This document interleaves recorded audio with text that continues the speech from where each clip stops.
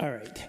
Do you guys remember the last time that you were driving to work or maybe to the store, to Heinen's or Jewel, whatever, and suddenly a flash of light from the sky just ejected you clean out of your driver's seat and onto the curb? No? Okay. Well, how about the last time, I'm sure you remember, how about the last time that you guys held a venomous snake in your bare hands, unperturbed by its deadly intentions? No? Okay. All right, one more. Well, a tough crowd this morning. All right. Well, what about the time that you literally drove out a demonic spirit that was possessing the body of your friend? No? Okay. All right, I give up. Well, no doubt our answer to these questions would be never, Father Larry. Our readings today are packed with incredible accounts that might seem exaggerated. For example, Saul being knocked off his horse by a blinding light as he approached Damascus in pursuit to persecute followers of Christ.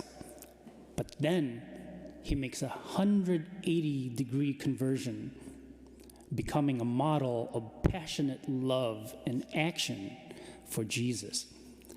Then we read about Jesus coming back from the dead to tell the disciples to go out and evangelize the world, saying to them that believers are marked by some incredible signs, among which include the ability to pick up serpents with their bare hands and drinking poison without being harmed.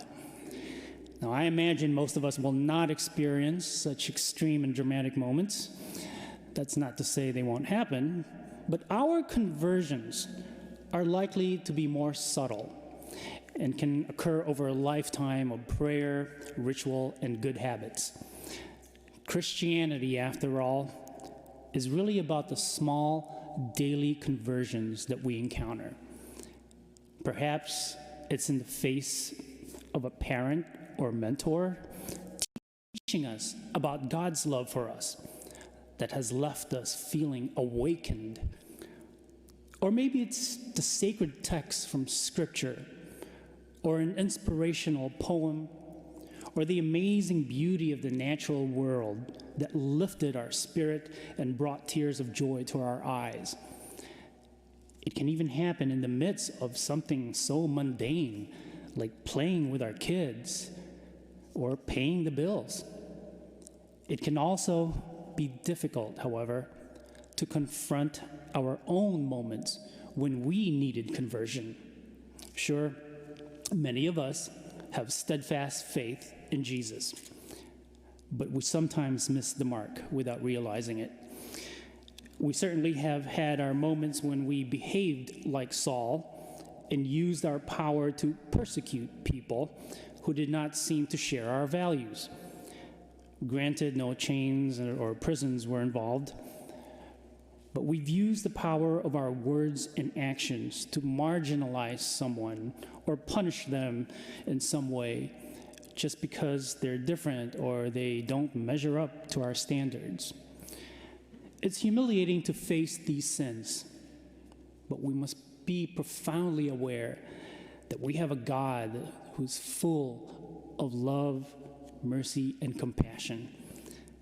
Through Saul, God poured out an abundance of grace, and that same grace can flow through us as well if we are willing to be open to the power of Jesus. May this feast remind us that each of us is called to be an apostle or disciple, and in our world, just as Paul was called to his. Thank you for joining us for this celebration of the Mass. This virtual Mass is broadcast to hundreds of people every day of the week. You know, over 100 years ago, the very first celebrations of the Mass took place on the second floor of the Glenview Public House.